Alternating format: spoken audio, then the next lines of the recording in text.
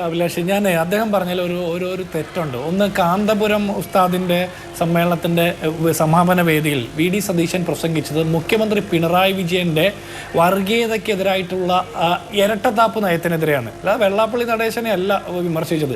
വെള്ളാപ്പള്ളി നടേശനെ അതിനു മുമ്പും അതിന് ശേഷമൊക്കെ വിമർശിച്ചിട്ടുണ്ട്. അന്ന് ആ വേദിയിൽ പ്രസംഗിച്ചത് മുഖ്യമന്ത്രി പിണറായി വിജയൻ്റെ ഇരട്ടത്താപ്പിനെതിരായിട്ടുള്ള പ്രസംഗമാണ്. അത് കേട്ട എല്ലാവർക്കും മനസ്സിലായിട്ടുണ്ട്. BJP-ക്കാർക്ക് അത് മനസ്സിലാകാത്തത് നമ്മുടെ കുറ്റമല്ല. ഇനി ഞാൻ ഒരു കാര്യം ചോദിക്കട്ടെ ജിതിൻ ദേവ, കേരളത്തിൽ സ്വർണ്ണക്കൊള്ള നടന്നല്ലോ. ശബരിമല ശാസ്താവിന്റെ സ്വർണം കൊള്ളയടിച്ച കേസിൽ സഖാക്കന്മാരടക്കമുള്ള ആളുകൾ ജയിലിൽ കിടപ്പുണ്ട്. അതിന്റെ കാരണക്കാർ കേരളത്തിലെ മുസ്ലിങ്ങളോ മുസ്ലിം ലീഗോ അല്ലല്ലോ. പക്ഷെ നിങ്ങൾ സമരം ചെയ്ത് പ്രിയങ്ക ഗാന്ധിയുടെ ഓഫീസിലേക്കാണ്. എന്നിട്ട് പോലും ഈ സ്വർണ്ണക്കൊള്ളക്കാരെ സംരക്ഷിക്കുന്ന പിണറായി വിജയന്റെ ഓഫീസിലേക്ക് ഒരു സമരം നടത്താൻ പറ്റാത്ത നിങ്ങൾ വെള്ളാപ്പള്ളി നടേശന്റെ വർഗീയ ധ്രുവീകരണത്തിന്റെ മറ പറ്റിക്കൊണ്ട് തെരഞ്ഞെടുപ്പ് ജയിക്കാമെന്ന് കരുതുന്നുണ്ടെങ്കിൽ വ്യാമോഹമാണ്. ഇനി KM ഷാജിയുടെ വർത്തമാനത്തെ കുറിച്ച് താങ്കൾ പറഞ്ഞു. KM ഷാജി അദ്ദേഹത്തിന്റെ സമുദായത്തിന്റെ ഉന്നമനത്തിന് വേണ്ടി വാദിക്കുന്ന ഒരാൾ, അയാളുടെ സ്വത്വബോധത്തിൽ നിന്നാണ് ആ വാക്കുകൾ വന്നതെന്ന് ഞാൻ വിചാരിക്കുന്നു.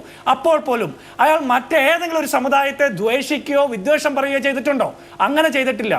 വർഗീയത എന്ന് പറഞ്ഞാൽ മറ്റൊരു സമുദായത്തെയോ മതത്തെയോ ദ്വേഷിക്കുകയോ വിദ്വേഷം പറയുകയും ചെയ്യുന്നതാണ്. അല്ലാതെ സ്വന്തം സമുദായത്തിന് വേണ്ടിയിട്ട് അത്തരം സ്വത്വബോധമുള്ള ആളുകൾ പ്രവർത്തിക്കുന്നത് വർഗീയതയാവില്ല.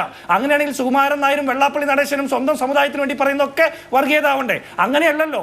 മറ്റു മതങ്ങളെയും സമുദായത്തെയും ദ്വേഷിക്കുന്നതാണ് വർഗീയതയായിട്ട് കണക്കാക്കേണ്ടത്. ഇനി അടുത്തത്, ലീഗ് മതേതര പാർട്ടിയാണെന്ന് ഞങ്ങൾക്ക് പൂർണ്ണ ബോധ്യമുണ്ട്. ലീഗ് മതേതര പാർട്ടിയാണെന്ന്. കാരണം ബാബറി മസ്ജിദിന്റെ മിനാരങ്ങൾ നിങ്ങൾ അടിച്ചു തകർത്തപ്പോൾ കേരളത്തിന്റെ മിനാരങ്ങൾ തകരാതിരിക്കാൻ വേണ്ടിയിട്ട് കണ്ണിൽ എണ്ണ ഒഴിച്ച് കാത്തിരുന്ന പ്രസ്ഥാനത്തിന്റെ പേരാ മുസ്ലിം ലീഗ്. നിങ്ങൾ പതിറ്റാണ്ടുകളായിട്ട് കേരളത്തെ ഭിന്നിപ്പിക്കാൻ ശ്രമിക്കുമ്പോൾ പതിറ്റാണ്ടുകളായിട്ട് കേരളത്തിലെ ഭിന്നിപ്പിക്കാതിരിക്കാൻ വേണ്ടിയിട്ട് മതേതര കേരളത്തിന്റെ ഓരം പറ്റിക്കൊണ്ട് കൈകോർത്ത് പിടിക്കുന്ന മഹത്തായ പ്രസ്ഥാനത്തിന്റെ പേരാ ലീഗ്. അത് നിങ്ങൾക്ക് മനസ്സിലാകില്ല. അത് RSSന്റെ ആലയിൽ പടച്ചെടുക്കുന്ന BJP-ക്കാർക്ക് മനസ്സിലാകില്ല.